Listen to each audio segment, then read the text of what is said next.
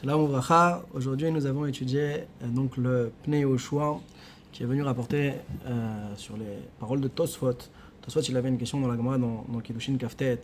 Pourquoi est-ce qu'on a besoin d'une exclusion de la Torah des femmes concernant la mitzvah de faire la Brit Mila à notre enfant? Arrête, la Brit Mila, c'est une mitzvah d'Asay Shazman Grama. Alors dans ce cas, pourquoi il y a besoin de dire qu'Asher Tiva Oto Elohim, Oto Velo Ota? Kadosh Baruch Hu, il a été Metzouvé les Avram mais pas les Sarah. Sur ça, Tosfot va répondre déjà avec la mitzvah d'Asay Shazman Grama, Nashim Turot, elles étaient déjà exclues naturellement. Tosfot va répondre que réellement c'est pas une mitzvah d'Asay Shazman Grama. Pourquoi? Parce que la mitzvah elle a été donnée à partir du 8e jour de la naissance, c'est le point de départ, mais dorénavant elle ne sera plus jamais interrompue. Et même si on veut dire que la nuit, on n'a pas le droit de faire la Brit Mila, on est d'après le Man de Hamar qui pense que ça c'est vrai que pour le 8e jour, mais quand c'est une mitzvah chez l'Obizmana, à ce moment-là, on peut faire même potentiellement la Brit Mila la nuit.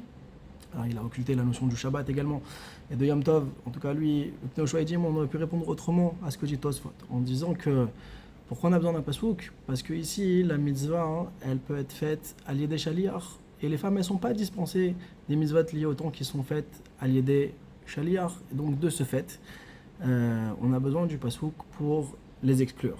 De là, on apprend que tout ce que mitzvah tassé chez Azman Grama, Nashim Turod, d'après le Pnei Yehoshua, c'est seulement si on est dans un cadre de mitzvah qui est lié au gouf, qui est lié à la personne, mais pas si elle peut être réalisée à l'Yedé Shaliach. Le Or Sameach également va dans le sens du Pnei Yehoshua, que seulement les mitzvot qui ne peuvent pas être faits avec un Shaliach, alors sur ça les femmes elles sont dispensées. Et donc c'est pour ça qu'il y a besoin d'un pasouk pour la Brit Mila. On a vu le shoot Shoel ou Meshiv, que donc lui aussi il va analyser la différence qu'il y a dans les mitzvot, pourquoi dans les lotasés les femmes elles sont comme les hommes, alors que pour les modes positifs c'est différent. Donc de nouveau c'est pour qu'il n'y ait pas de confrontation entre le mari et la femme, qu'il y ait une confrontation, est-ce que je dois faire une zone d'Hachem, est-ce que je dois écouter mon mari, d'accord, pour qui on doit œuvrer. Donc ça c'est aussi la raison qui a été donnée dans le shoot Shoel ou Meshiv.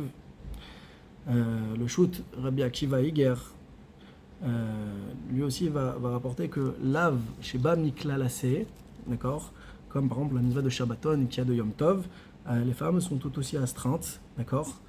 Alors ça ressemble pas à la mitzvah des tefillin à proprement parler.